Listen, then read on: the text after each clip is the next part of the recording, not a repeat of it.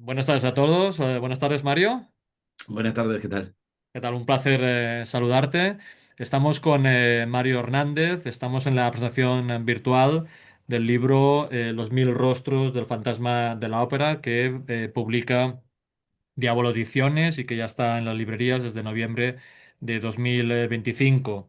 Es un libro que repasa todo lo relacionado con la obra del fantasma de la ópera, la obra clásica de Gaston Leroux de principios del siglo XX y que después ha tenido todo un recorrido con adaptaciones varias en cine, en teatro, radio, cómic y que tú has sabido plasmar en un trabajo de investigación muy interesante.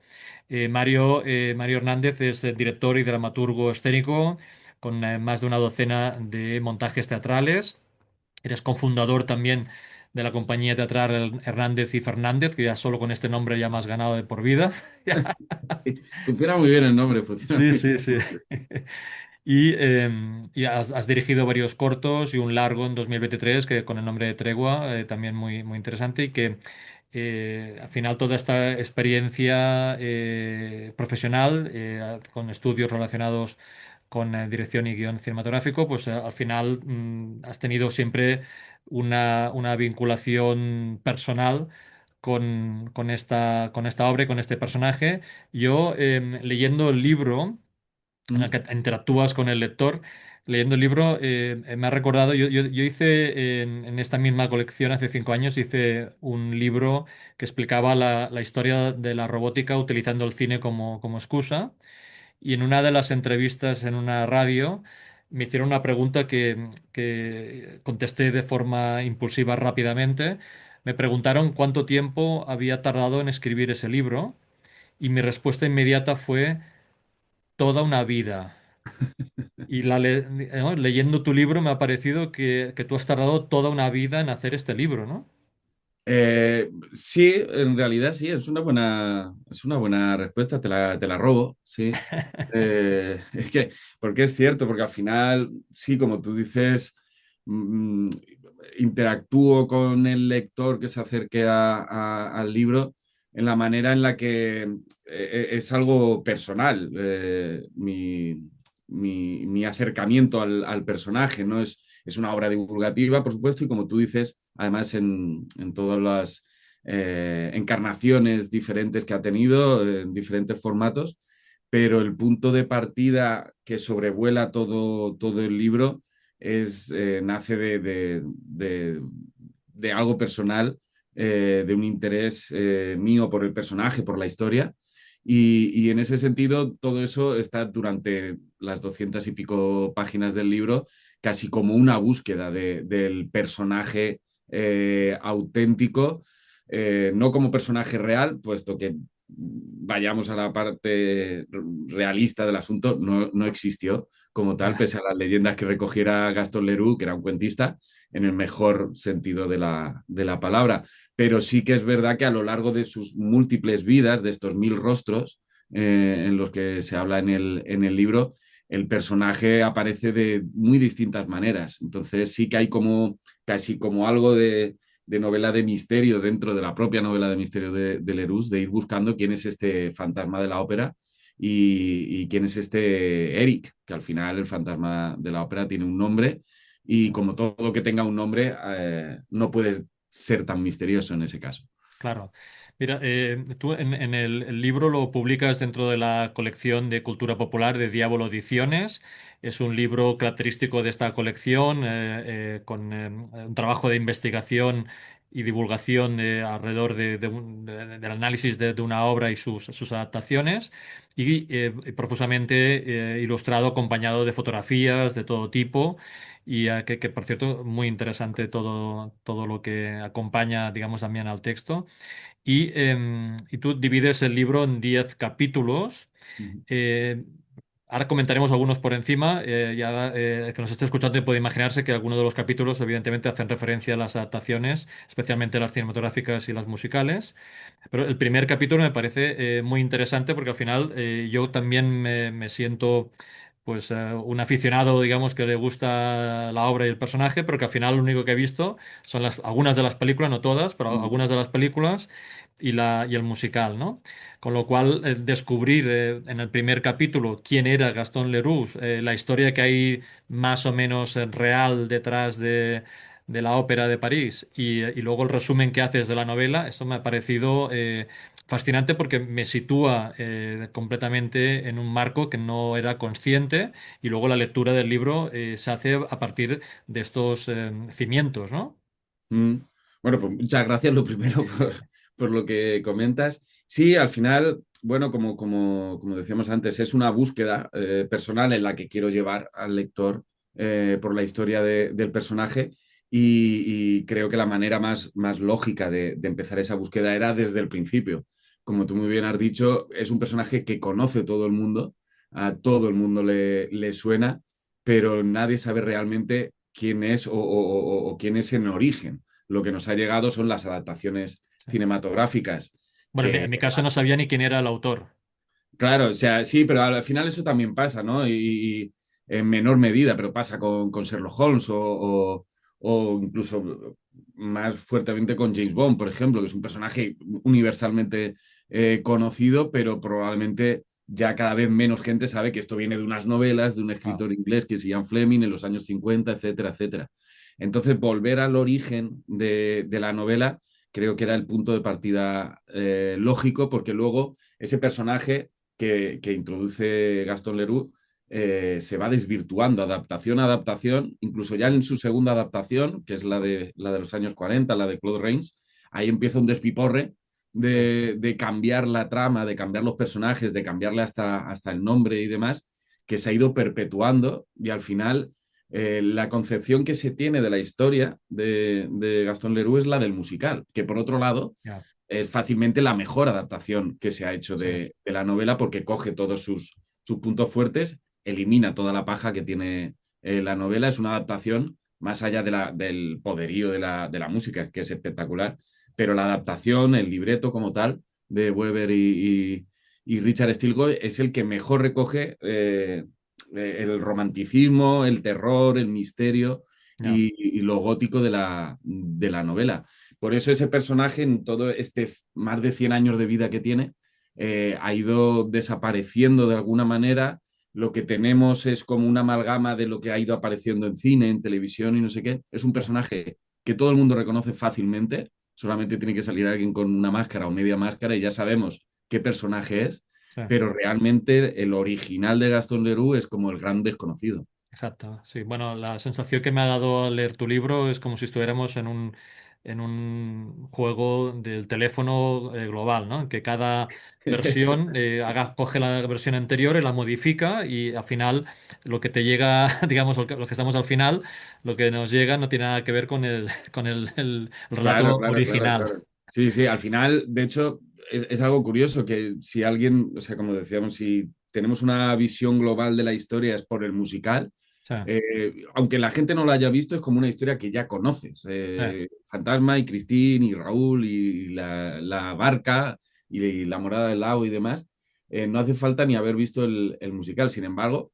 en su mejor adaptación le niegan el nombre, algo que es fundamental para el personaje, que detrás de ese misterio del fantasma, de ese ángel de la música, hay un ser humano torturado, desfigurado, que claro, se llama Eric, y eso en el musical, por ejemplo, no aparece claro. su nombre. Entonces, este libro era como un intento de poner en valor quién es este personaje, porque es una gran creación, insisto, Sí, sí. literaria, porque nunca existió, pero cómo poco a poco ha ido perdiendo su identidad y hasta su nombre, y cómo algunas adaptaciones le van rescatando y en algunas ocasiones desfigurando todavía más. Claro. En el primer capítulo contextualizas también el momento en que se publica la obra, ¿no? La obra se publica en 1910 y lo publica un escritor que de hecho tiene formación en Derecho, pero que con el tiempo realiza toda una carrera periodística y que ahora en ese momento es una persona reconocida como periodista, que ya tenía varias novelas publicadas, pero que también la forma en que lo explicas a mí me ha gustado mucho porque contextualizas la época, ¿no? Es decir, que es heredero, digamos, de una literatura gótica, de terror, muy de finales del siglo XIX, contextualizada, digamos, hablas pues de Edgar Allan Poe, hablas también de Arthur Conan Doyle. ¿No? También de los clásicos de los folletines, ¿no? De Alejandro Dumas. Sí. em, También comentas, que también me ha parecido muy interesante en el análisis de la obra original. Yo tengo la teoría, lo puedo aplicar en varios títulos, que la forma en que se publicaba condiciona, digamos, el resultado final, ¿no? Y luego hace que cuando se recopila en forma de libro, o hay modificaciones o hay cosas, porque tú hablas de algunas incongruencias o Sí. algunos errores o algunas cosas que faltan. Y que yo creo que puede estar provocado porque originalmente se publica por fascículos, digamos, por capítulos en el periódico Ujú. y que luego se recopila al cabo de un año en un libro, ¿no? Y entonces, eh, yo tengo la teoría de que quizás esa forma de escribir también condiciona el resultado final y que, entre otras cosas, puede provocar algunas de estas incongruencias que destacas en el libro, ¿no? Sí, o sea, es una novela que el Fantasma de la Ópera que tiene como momentos increíbles que leídos todavía hoy resultan espectaculares y la prueba es que son los momentos que versión a versión, cinematográfica, teatral o musical, se mantienen. La caída de la lámpara, el desenmascaramiento. O sea, hay momentos en los que Leroux consigue quizás sin saberlo, pero está escribiendo historia Ah, de la literatura y de la cultura popular. De la misma manera que todo el mundo reconoce la figura del fantasma de la ópera, es muy fácil reconocer escenas como la del desenmascaramiento, una caída de la lámpara, siempre van a rememorar el fantasma de la ópera.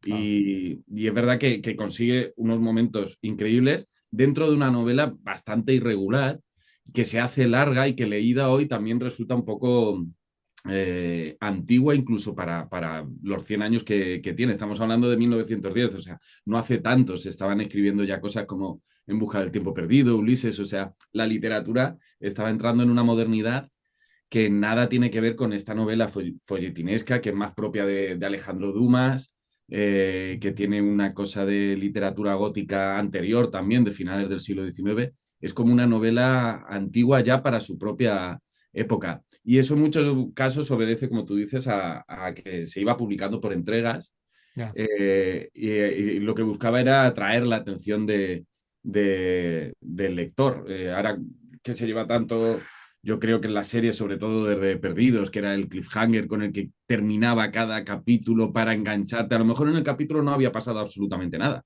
era un capítulo de relleno, pero terminaba de tal manera que necesitabas ver el siguiente.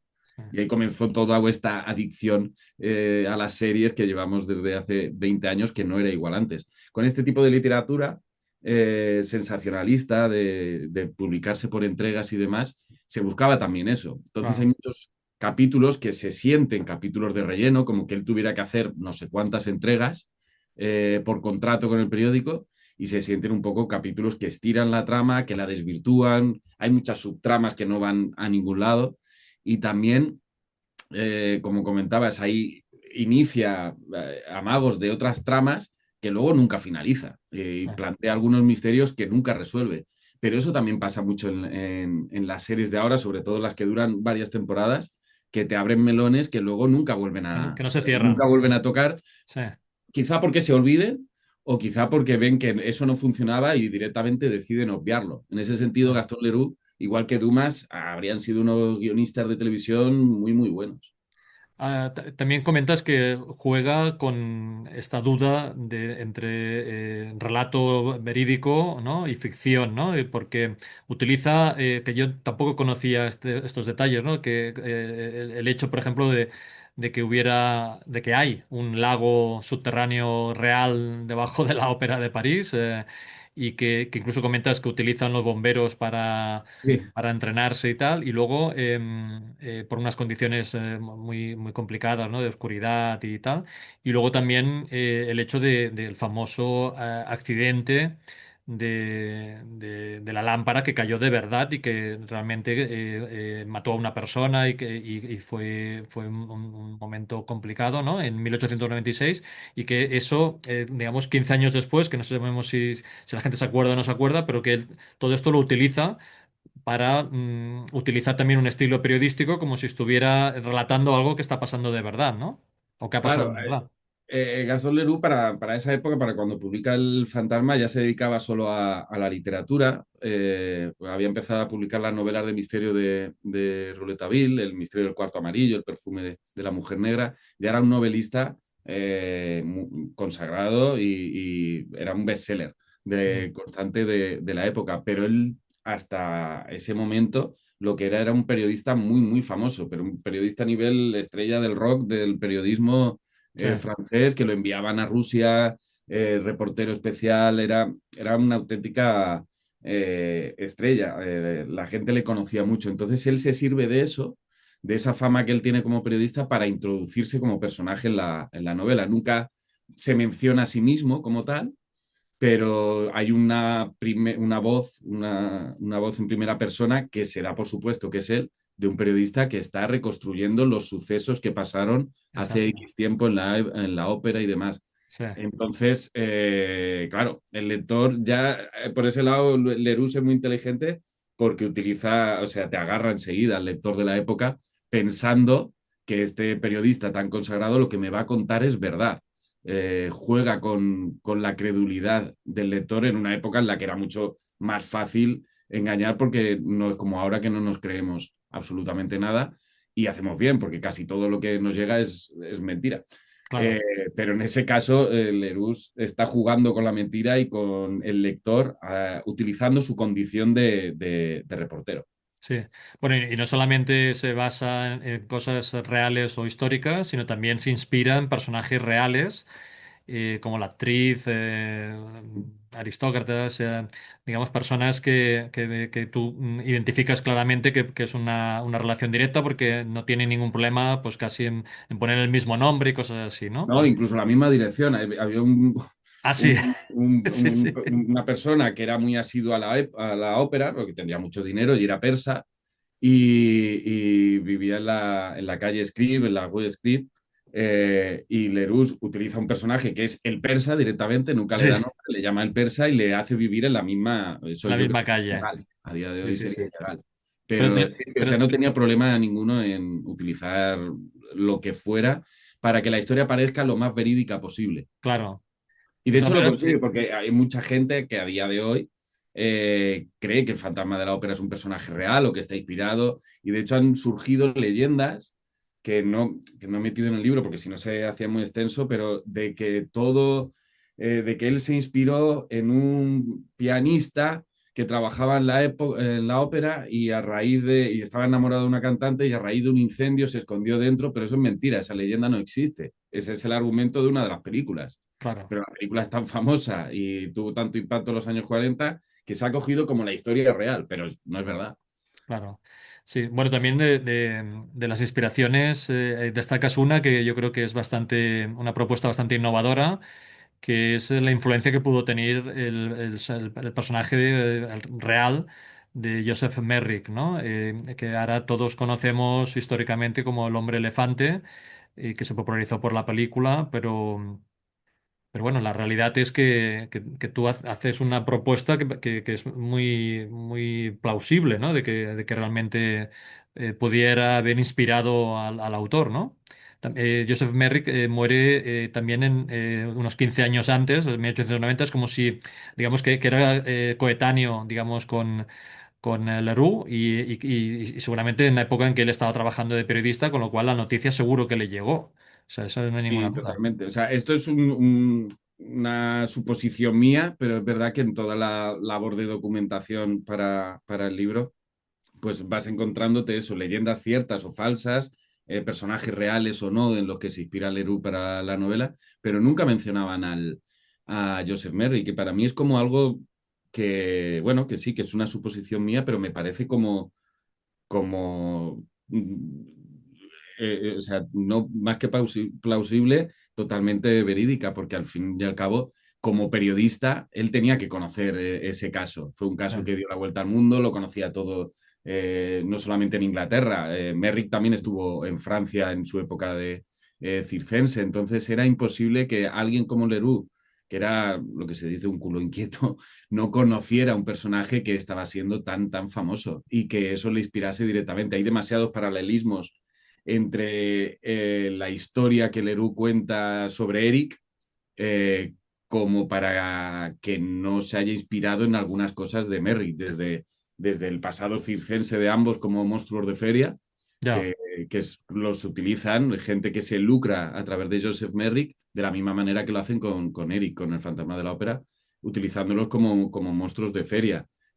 Sus habilidades y luego ya cosas que quizás están más, que yo empiezo como a ver, que es como la afición teatral de ambos, el palco que tienen y algunas historias así, pero sobre todo el origen del personaje como freak, como monstruo de feria y la parte física, la desfiguración del personaje.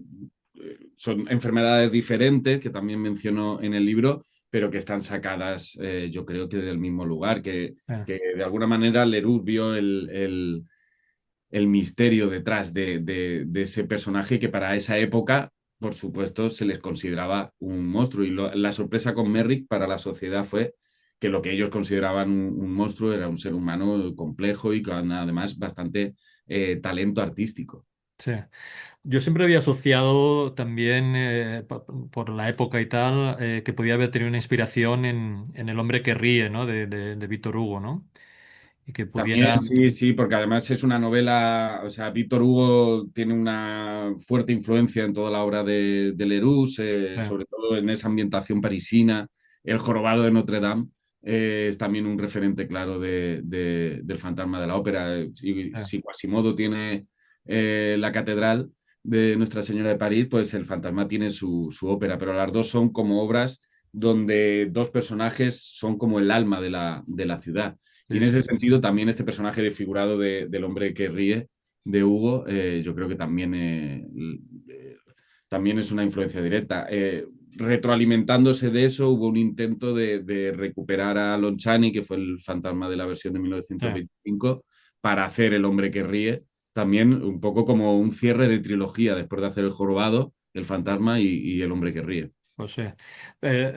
También, bueno, y relacionado con Lon Chaney y con otros expertos en maquillaje, aquí en el fondo, en el fondo, en el fondo, en el fondo de todo lo que estamos hablando, en el fondo lo que hay son soldados heridos en la guerra que tienen deformaciones importantes en la cara y que eso al final acaba inspirando y que son personajes reales. Es decir, digamos, una de las consecuencias de la guerra, evidentemente, son las mutilaciones, porque claro, la mutilación de la cara es la más espectacular en este sentido, ¿no? Y esto después ha generado, muchos de los que se dedicaron en el cine a maquillaje venían de realizar prótesis, digamos, para soldados, ¿no? Y ahí luego fue aún más grave, evidentemente, por el desarrollo de las armas. Fue aún más grave digamos, los heridos de la Primera Guerra Mundial y de la Segunda, ¿no? Pero que algunos de estos que estamos hablando del ámbito del maquillaje vienen justamente de hacer prótesis Mm. para soldados, ¿no? Sí, en ese sentido, Leroux también se adelantó, porque la novela se publica antes que la primera, de que suceda la Primera Guerra Sí, Mundial, que es la que relaciona directamente, por ejemplo, a la película del 25 y a Lon Chaney, que era un experto en desfiguraciones, no solamente en El Fantasma de la Ópera, sino en muchos de los grandes personajes que hizo, estaban directamente influenciados por estos mutilados de guerra, pero porque en ese sentido era la primera vez que el gran público tenía acceso a imágenes que ya se estaban rodando de la Primera Guerra Mundial y pudieron ver eso y el impacto fue tremendo. Nadie había visto mutilados de guerra con tanta facilidad en pantallas gigantes. sí, Se ponían los primeros noticieros de guerra, la gente iba al cine y ponían noticias. Entonces eso generó un impacto solo comparable a cuando se vio la guerra de Vietnam en televisión, porque era la primera guerra que se televisaba. Y eso sí. lo que hizo fue que todo el mundo se levantara contra esa guerra. Nunca habían visto la guerra en televisión. Entonces, hasta la Primera Guerra Mundial nunca se había visto la guerra en el cine, porque además el cine no existía. Ah, Sin embargo, Leroux adelanta todo eso en 4 o 5 años, pero él como reportero por todo el mundo, seguro que conoció a mucha gente. claro. Había muchos mutilados de guerras anteriores. Lo que pasa es que la gente no tenía acceso y esta gente se escondía. ¿Dónde se escondía esta gente? Muchos de ellos en los circos de feria. Los monstruos Sí, de feria, que les faltaban extremidades, que les faltaban miembros, que tenían los rostros desfigurados. Su única salida profesional y su única forma de vivir, en muchos casos, era en los circos, como Freaks, como la película de La parada de los monstruos de Todd Browning, sí, sí. que también fue un especialista en recoger ese clima de estos seres marginales de la sociedad que no existían hasta que con la llegada del cine se empezaron a ver que estaban ahí, que eran reales. La Sí, parada sí, de los sí, sí. monstruos es una Bueno, película y mucho después, pero impactante. bueno, una película como Johnny cogió su fusil, al final es una inspiración de una noticia del periódico en la que creo que alguien de la familia real o algo así va a visitar un hospital y digamos, la foto que sale publicado es él visitando una sala en donde la gente no tiene cara prácticamente, ¿no? Claro, Al claro, final claro. eso, lo que dices, tiene muchísima repercusión mediática y al final llega a la que llega a los periódicos, llega a la población y eso tiene un impacto muy importante, ¿no? Mm. Sí, sí. Bueno, entre todos los descubrimientos de tu libro, que han sido muchos, una de las cosas que he descubierto es la primera versión de la película, ay, perdón, en forma de película, la primera adaptación que... Yo también lo he descubierto, ¿eh? ah, Esto no lo sabía.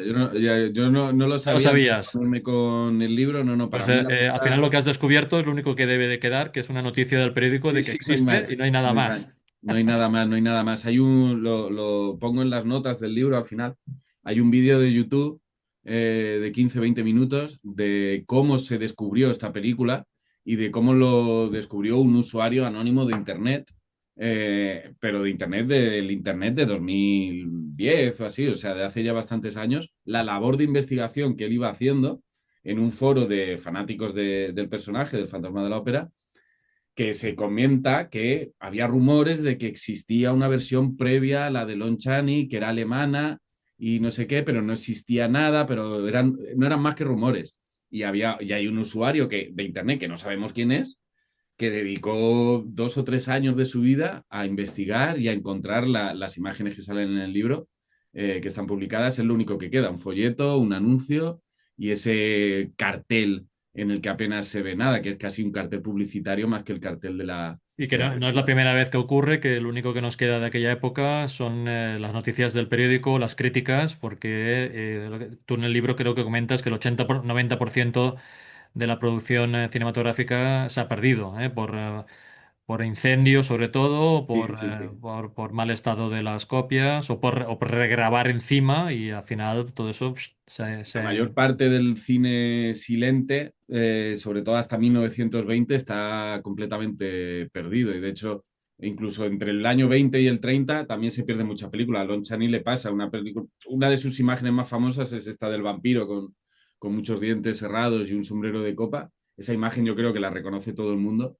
Sin embargo, la película no existe. Es lo único que se puede ver en internet o incluso creo que está editada en DVD, pero es una selección de fotos, de fotogramas que han sobrevivido montados de tal forma como habría sido la película. claro. Pero no existe la película, se ha perdido muchísimo, muchísimo cine.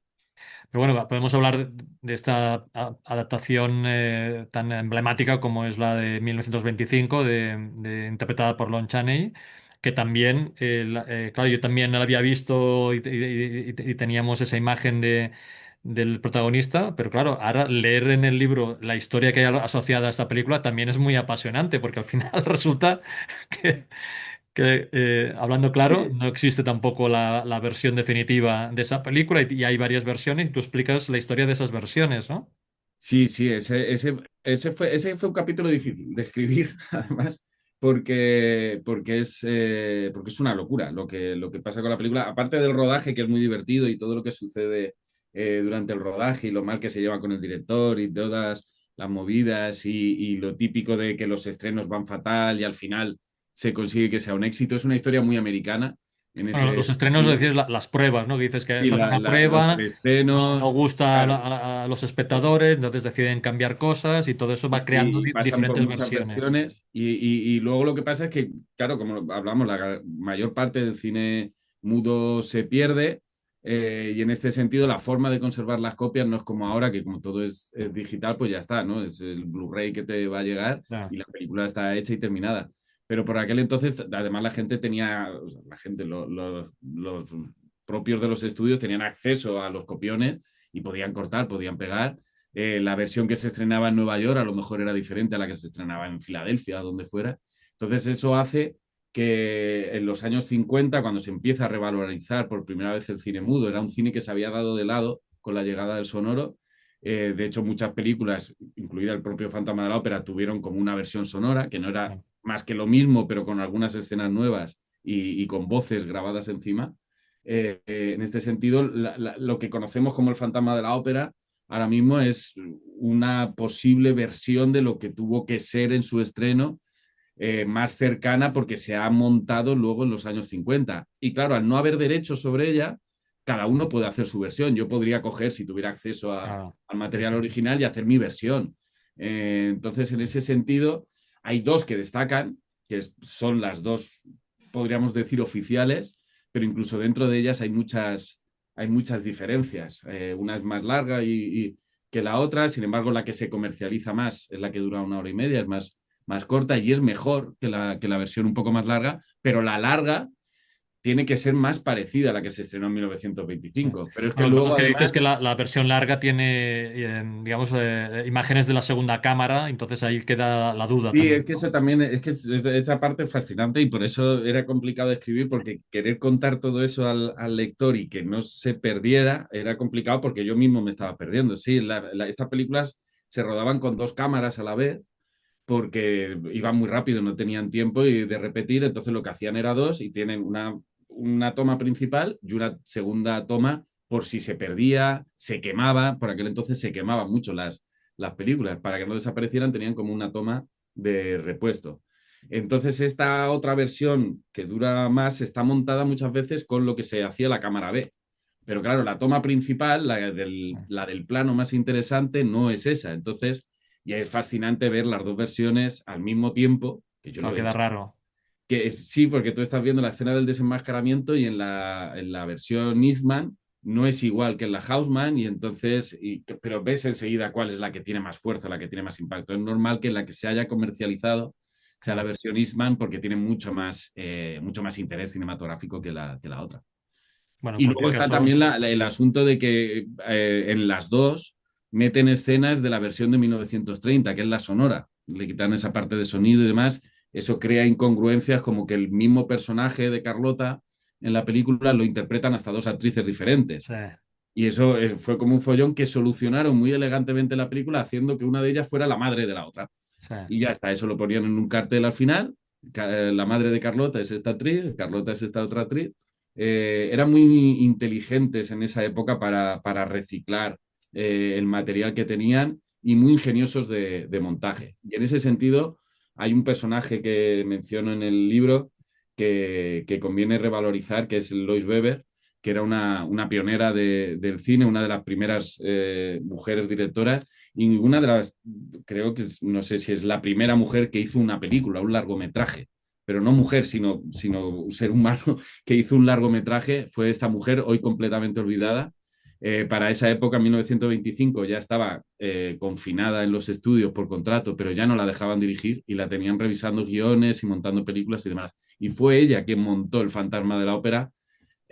No sabemos cómo, porque esa versión no existe, pero lo más parecido a lo que tenemos ahora se debe al talento de ella cogiendo mucho material rodado y editando esta versión. Sí, sí. Y una autoría, digamos, que no queda reconocida después en los No, créditos. no aparecen los créditos, no aparece en ningún libro prácticamente que se haya publicado sobre esta película, no aparece en ningún sitio, entonces, bueno, es una figura a reivindicar.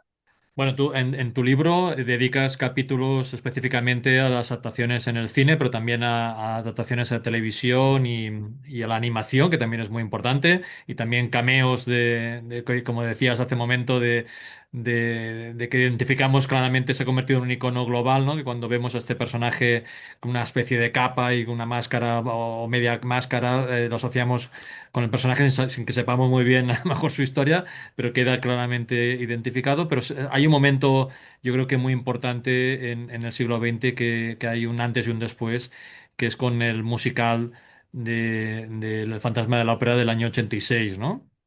Sí, o sea, antes del musical, pues hay varias adaptaciones cinematográficas y el personaje ya es conocido. Yo creo que la película del 43 de Claude Rains le convierte como a otros monstruos de Universal en un icono. La imagen de aunque ya aparezca en la película de Chani, pero la capa, la máscara de Claude Rains, la máscara sobre todo es como muy identificativa del Claro. personaje y ya aparece referenciado en otros programas, incluso en animación de los años 30. Tanto la película de Chaney como la de Claude Rains tuvo un impacto cultural muy fuerte, pero el bombazo es el musical. En el año 86, cuando se estrena, es lo que lo convierte en un personaje conocido en todo el mundo, por todo el mundo, y no hace falta ni saber que hay una novela, ni haber visto las Exacto. películas anteriores, no hace falta saber nada. De hecho, lo que decimos, creo que todo el mundo conoce la historia del Fantasma de la Ópera, aunque no la haya visto el musical, por el musical, es la que lo ha hecho Mm. famoso. Sobre todo porque él hace, como todo éxito, enseguida tiene sus apariciones en la televisión Claro. y creo que hay una importancia que no se puede desmerecer en la de los Simpsons. Si salen los Simpsons, se Sí. convierte en una referencia mundial de la cultura popular y en Los Simpson aparece muchas veces. Bueno, y Y que no somos conscientes que los Simpson hace más de 30 años que están en la claro, televisión, claro, con es lo que cual, son, al final, claro, claro, sí, sí, porque en el una episodio fecha en que tan sale, pues, temprana, sí, sí, en tiene la unos cuantos tercera años. temporada de Los Simpson, que tiene que ser el año 90 o Claro, noventa por y uno, ahí, ya sí, sí. aparece una referencia al Fantasma de la Ópera, curiosamente no al musical, sino a la película de Claude Rains, Sí, porque la cultura que esgrimen los creadores de Los Simpson es vastísima, sobre todo en cultura, claro, americana. sí, sí, Pero sí. el musical es lo que hace que aparezca en todas partes. Yo creo que sale hasta en American Psycho, sale en algún momento referenciada porque se está poniendo ahí, o Cats. O sea, el bombazo de los musicales en los años finales de los 70 80 era como lo que había que ir a ver, como la Claro. ópera en el siglo XIX, la gente de dinero puede ir a ver los musicales. Y era algo que no es como ahora, que hay más fácil acceder a todo tipo de público, las entradas son más asequibles, aunque sigan siendo muy caras, pero puedes ir más. Era como lo cool, lo que había que hacer. Entonces, en Bueno, y que ese sentido, decís que Fantasma, están años representando la misma obra y además en claro, diferentes ciudades a la vez. Y decías algún actor que la había representado más de 3.000 veces el sí, personaje, sí, sí, con sí. lo cual son muchos días eso, ¿eh? Sí, claro, es que son varias generaciones que van pasando en Londres, desde que se estrenó en el 86 se sigue haciendo, o sea, este año, el año que viene, 2026, hará 40 años ininterrumpidos. Creo que es el segundo musical más longevo de la historia, solo superado por Los Miserables, que se estrenó un año antes y que sigue representándose. Entonces, ya se ha hecho por todo el mundo, Estados Unidos, todos los países, también llegó a España, entonces es imposible que este personaje no te suene, aunque volvamos a lo mismo, aunque no hayas visto ninguna película, ni hayas leído el Sí, libro ni nada, porque ya forma parte de la imaginería popular. sí. Curiosamente también ese musical tiene una adaptación en el cine, pero que no es muy afortunada, ¿no? Tiene cosas buenas y malas, pero Hay más cosas malas que que se buenas. fue desaprovechada, digamos, esa oportunidad, ¿no? Sí, la verdad es que sí, al final no se sabe muy bien porque la película, o sea, Andrew Lloyd Webber, que es el creador del musical, y es al que le debemos realmente el libro, también va articulado un poco en eso, a los tres grandes artífices en convertir al fantasma en el icono que es. Está el creador, que él es Gaston Leroux, Lon Chaney, que es quien lo convierte en una estrella del cine, y está Andrew Lloyd Webber, que es el que lo convierte en un icono de la cultura actual y sobre todo en un mito romántico. El fantasma ha pasado por muchas partes, pero sobre todo era un monstruo de terror. Es Lloyd Webber quien le devuelve los orígenes de la novela como un héroe trágico, un antihéroe trágico y sobre todo un personaje tremendamente romántico. Pero bueno, volviendo a la película, Lloyd Webber está muy encima de ella, la persigue durante muchos años pero todo hay una serie de malas decisiones ahí, empezando por el director, que no, y luego el reparto y luego una especie como de imagen, ha envejecido muy mal también, aunque solo tenga 20 años la película, que hacen que la grandeza del musical no esté en ningún momento Y que en eres la una pena porque justamente comentas que surge a raíz de dos musicales de mucho éxito, ¿no? Como Moulin Rouge y Cabaret. Y bueno, y se queda. Pero bueno, me ha parecido también interesante que incluso podía haber la posibilidad de que Antonio Banderas fuera el protagonista de la película, ¿no? Que ya Antonio Banderas había protagonizado Evita, la había interpretado también en el musical y en la película, y también estaba haciendo Nine, y era una de las personas que podría haber estado protagonizando esta película, ¿no? Sí, curiosamente Antonio Banderas sale mucho en este libro, sí. Sí, Lo menciono sí, varias veces porque se va colando, sí. eh, pero es verdad, Bueno, lo llega a interpretar una vez en un homenaje. él, o sea, Antonio Banderas salió en Evita, que es una adaptación cinematográfica muy buena de un musical de Lloyd Webber, haciendo del Che Guevara, pero bueno, esa es otra historia. Desde ese momento tienen muy buena relación con Andrew Lloyd Webber. De hecho, ahora Banderas, que está más metido en la producción teatral y de musicales, está haciendo muchos musicales de Lloyd Webber, tienen como un acuerdo. Y hay un momento cuando se está hablando de hacer la película del musical, donde el nombre de Antonio Banderas resuena con mucha fuerza. Él tenía todavía el impacto fuerte en Hollywood. Estamos hablando del año 98, o sea, venía de hacer entrevista con el vampiro, o sea, el zorro sobre todo. Sí.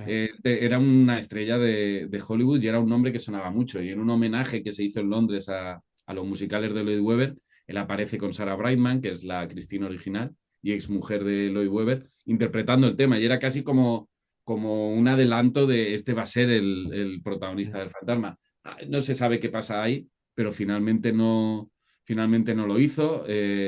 No solamente era una estrella de Hollywood, sino que ya había salido también en Nine, en otro musical en Broadway, la habían nominado a Antonio, o sea que era como una apuesta segura, más allá de su calidad como cantante, que es estupenda y demás, pero era porque era un gran nombre. Ahora mismo, a lo mejor no sería el nombre que buscarían para protagonizar un musical, pero en aquel momento era como una apuesta fuerte, segura y además con mucho tirón comercial. Y sin embargo, el reparto que sale es de desconocidos en aquel momento. Ya. Ahora mismo ella, Sí, sí. sobre todo el que hace de Raúl, Patrick Wilson, yo creo que de los tres ahora mismo es el que tiene una carrera más sólida cinematográfica, pero en aquel momento los tres eran desconocidos. Y eso para una película muy cara en la época era extraño. Moulin Rouge salían dos estrellas, en Chicago salían muchas estrellas. Sí, sí, Es sí. raro que un musical que costara tanto dinero tuviera un reparto tan, tan, tan de desconocidos. Alguien se quedó todo el dinero de esa película Ya. y no fue la película. Sí, sí. Por cierto, me ha hecho gracia porque, bueno, yo soy un poquito o mucho más mayor que tú y Bueno, no te creas, no te creas. bueno, El, algo. Pero bueno, el para nosotros filtro de la cámara. Andrew Lloyd Webber es un personaje emblemático y muy importante, digamos, también en nuestra parte, digamos, de ocio y de cultura y de entretenimiento. Y ahora en la última semana ha quedado como un señor que ha hablado de Rosalía en un vídeo Sí, sí, sí, ahora le conocen más y le por este señor que hace preguntaba musicales. a gente Sí, joven, ¿no? A mis alumnos, digo, ¿sabéis este señor qué dice? Sí, este señor ha hablado de Rosalía. Digo, ostras, para lo que quedamos, ¿no? Con el paso del tiempo, ¿no? Pero bueno, sí, fíjate, es verdad bueno, en el libro también se comenta, ¿no? La figura de Lloyd Webber también es un personaje interesante porque fue un absoluto dios del musical, desde Jesucristo Superstar en adelante, y encadena varios de los musicales, no solo de más éxito de la historia, sino de los mejores musicales que sí. se han hecho jamás. Y él mismo dijo que nunca haría nada tan bueno como El Fantasma de la Ópera, y llevaba razón, su carrera después del Fantasma ha sido imposible de igualar esa cima incluso con una secuela, algo que es inaudito en el mundo del musical o teatral, que te hagan una secuela de un éxito es algo muy extraño. Y él se atrevió a hacer la secuela del Fantasma de la Ópera, que se podría haber estado quieto, también es cierto. Bueno, pues que tenía un Pero, escritor de primera línea, digamos, ¿no? sí, sí, pero la empezó con Frederick Forsyth, pero al final Forsyth escribió la novela, se salió del musical y el musical es como una mezcla de la novela que acabó siendo con otras ideas y tal. es un musical interesante, pero bastante fallido, pero porque es imposible igualar Ya, la grandeza del musical. Pero sí, como tú decías, Lloyd Webber es un dios de lo suyo. Nadie, creo que él y Stephen Sondheim serán los mayores creadores de éxitos musicales de los últimos 70 años. Y en este sentido, es verdad que a día de hoy su figura vive más de los grandes éxitos que se siguen haciendo, pero eso ya es, creo que es a lo máximo que puede aspirar un creador, que 50 años después el fantasma se siga representando, claro, Evita se esté representando, y quién no conoce Jesucristo Superstars. claro. Entonces yo Bueno, es creo que que con eso ya. él tiene una función, iba a decir de gota de aceite, pero o de mancha de aceite, pero casi sería un océano de aceite porque acaba representándose el musical en todo el mundo. Y tú, por ejemplo, hablas de influencias en televisión y en cine, en Sudamérica, en Europa, en Asia. ¿No? Y ahora que estábamos hablando también de Antonio Banderas, también en España ha tenido repercusión la obra y el personaje en diferentes momentos de nuestra historia, ¿no? Y tú dedicas el último capítulo a una familia muy particular, a un padre y a un hijo, que es Narciso Ibáñez, a Narciso Ibáñez Menta y a Narciso Ibáñez Serrador, ¿no? Que también tienen una relación con el personaje original muy interesante, ¿no? Sí, para mí esa fue, yo creo que la sorpresa más bonita de hacer todo el libro, de toda la labor de documentación, que creo que es lo más bonito. Luego viene la pelea, que es escribirlo. Sí, Y luego la parte agradecida, que es poder comentarlo contigo y con todo el mundo que se acerque al libro. Pero la parte de documentación creo que es la más interesante, porque al final el que más disfruta es uno mismo, ya, de algo que quieres conocer o que te gusta mucho, le estás dedicando horas a investigar, y eso para mí es divertidísimo y fascinante. Pero lo más tremendo de todo fue descubrir la versión radiofónica que había hecho Chicho Ibáñez Serrador, que es, bueno, no es exagerado decir que era un genio de todo, de la televisión, del cine, de la radio, tocaba todos los palos, era un creador absoluto. Y por un lado fue una sorpresa y por otro no, porque Chicho, con lo que le gustaba el terror y la ya. fantasía, todo lo que había puesto en Historias para no dormir y demás, no era extraño que se hubiera acercado al fantasma de la ópera. Y entonces fue como un camino a la inversa, encontrando esa versión radiofónica del 74, vamos hacia atrás y entonces descubro que su padre era un enamorado del personaje, como lo había sido Lon Chaney, que también era un genio del maquillaje, Narciso Ibáñez Menta, y que lo había interpretado con poco más de 30 años en Argentina, cuando había migrado de Asturias allí y se convirtió en una estrella del teatro argentino, y que lo había interpretado en los escenarios, y luego había hecho una serie de televisión en los años 60 que desgraciadamente está completamente perdida. Y de hecho solo nos quedan algunas imágenes que están recogidas en el libro, que como tú has dicho es muy bonito, el libro está bellamente maquetado, eh, y aparecen estas imágenes del maquillaje que se hizo el padre de Chicho, que es absolutamente perturbador. No puedes dejar de verlo, y además da mucha cosa, y se acerca mucho además a las descripciones que hace Gastón Leroux. Entonces de repente, como encontrar esa conexión española dentro de la historia de Eric, del fantasma de la ópera, era como algo muy bonito, y por eso lo reservé para el final, como una última sorpresa, porque también fue mi última sorpresa. Tenía, de hecho, parte del libro ya esbozado y hecha mis capítulos y cómo yo lo iba a estructurar cuando descubrí Ya. este asunto.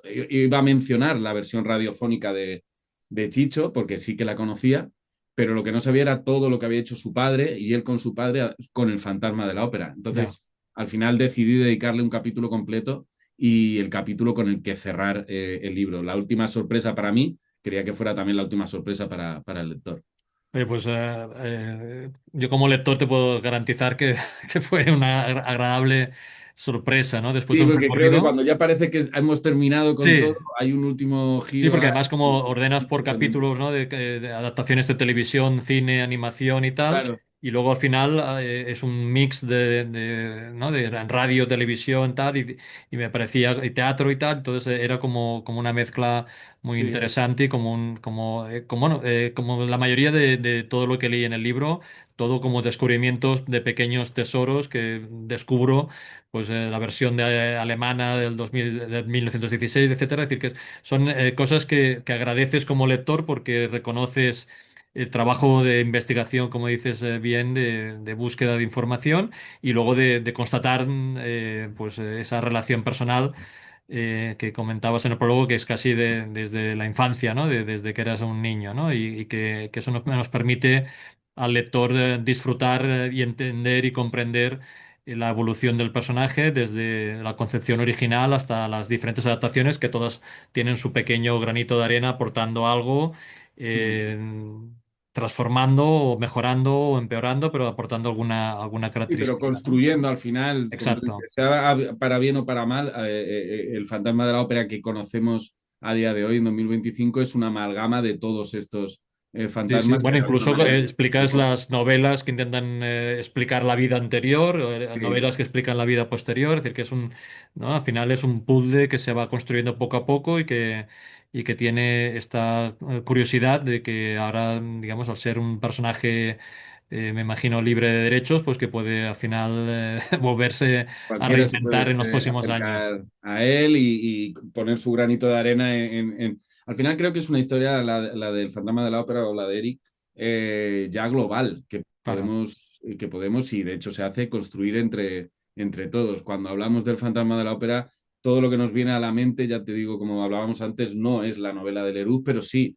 No es el personaje que sale en la novela, pero sí, no es el personaje del 25 ni sí, del 43, pero sí. Al claro, final es todo, no es solo el del musical, pero sobre todo es el del musical. sí, Entre todos se ha generado ya como parte de la cultura popular, como lo es Don Quijote, otros claro. personajes que al formar parte de la imaginería colectiva construimos entre todos. Por eso creo Claro. que hay mucho de Eric en nosotros porque lo estamos construyendo todavía a día de hoy. Sí, yo creo que vale la pena para acabar destacar también a los ilustradores, es decir, ilustradores de la obra, pero también los que realizaban las portadas de las novelas, tanto en Francia como sobre todo en Estados Unidos, porque esos también contribuyeron a la gestación de esa iconografía y que luego en las adaptaciones intentaron basarse también en esos ilustradores. Yo creo esta labor, digamos, también de recuperar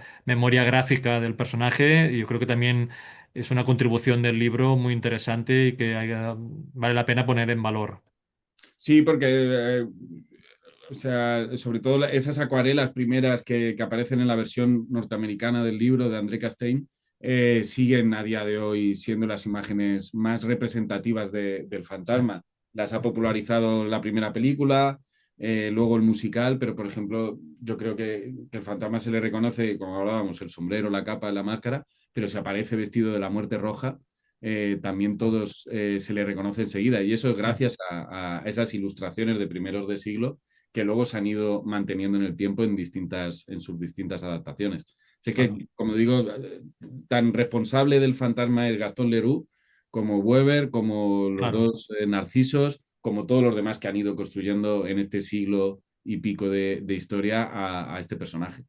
Claro, pues oye, animamos a los que nos estén escuchando a que se puedan leer el libro y que conozcan mejor la intrahistoria que hay dentro del fantasma de la ópera, pero también que se aproximen a cualquiera de sus adaptaciones y que ahora, por ejemplo, ahora en Barcelona está el musical en este momento en el Mm. teatro, es decir, que hay posibilidades, digamos, de que nos acerquemos al análisis, pero también a la obra directamente desde sus diferentes adaptaciones. Te quería preguntar si hay alguna cosa que quieras añadir y que no haya salido en la charla. Bueno, no, me gustaría, sí, como hemos hablado, que el lector se pueda acercar a este libro no como algo enciclopédico, aunque tenga muchos datos y mucha información, sino algo más divulgativo, incluso a un poco a una aventura, ¿no? De descubrir este personaje a través de distintas huellas. Y en ese sentido creo que es muy de agradecer la labor que hace Diablo Ediciones, no solamente en este libro, que les agradezco enormemente por motivos obvios, porque me han permitido con mucho interés y mucho cariño poder dedicarle todo este año a escribirlo, sino en todos los libros que ellos dedican a personajes de la cultura popular, al cine, pero también al anime, a personajes como Conan, que acaba de salir un libro de Conan que seguro que es estupendo. O sea, creo que hacen una labor de poner en valor la cultura popular, que es muy importante porque es la cultura popular la que nos construye. Entonces, en ese sentido, en Diablo, desde su editor al maquetador, al diseñador, a las correcciones, o sea, todas las personas con las que he trabajado, la verdad es que ha sido un gustazo y creo que hacen una labor con mucho mimo y mucho cariño y creyendo mucho en que los libros hablen de cosas que a nosotros nos interesan porque forman parte de nuestra vida. Y en este sentido, creo que es hacer algo de a priori sobre el fantasma de la ópera, que no es Drácula, no es Frankenstein, no es como estos grandes monstruos mucho más universalmente conocidos. Y sin embargo, como hemos visto simplemente en este ratito de charla, es que hay mucho del fantasma de la ópera en toda la cultura popular, en todo el cine, en todas las películas que hemos visto. Entonces creo que sobre eso, que me hayan permitido, me hayan dejado y con este cariño hacer un libro que además creo que no solamente a nivel de España, pero hasta donde yo he llegado en mi bibliografía y buscando libros y demás, creo que es el libro más completo que existe sobre todas las apariciones del fantasma en todos los medios. Entonces, de alguna manera, eh, es un libro muy exhaustivo en ese sentido, pero también muy ameno porque invita a una aventura al lector. Entonces, bueno, pues a ver si espero que se acerquen con ese ánimo de saber y esas ganas de adentrarse un poco en el misterio. Claro que sí. A mí no me queda más que felicitarte por el resultado final. A mí me ha gustado muchísimo, lo he disfrutado muchísimo, he aprendido muchísimo. Y además no solamente felicitarte, sino agradecerte tu generosidad, porque al final esto, como se suele decir, no está bien pagado, digamos. Aquí hay muchísimas horas de investigación, muchísimas horas de búsqueda y al final el resultado yo creo que tiene ese valor que hay que destacar. Así que nada, felicidades, espero que tengas mucho éxito y que tengamos Muchas oportunidad gracias. de encontrarnos en el futuro, señal de que seguimos trabajando en el sector. Muchísimas felicidades y hasta la próxima. Muchas gracias a ti. Adiós.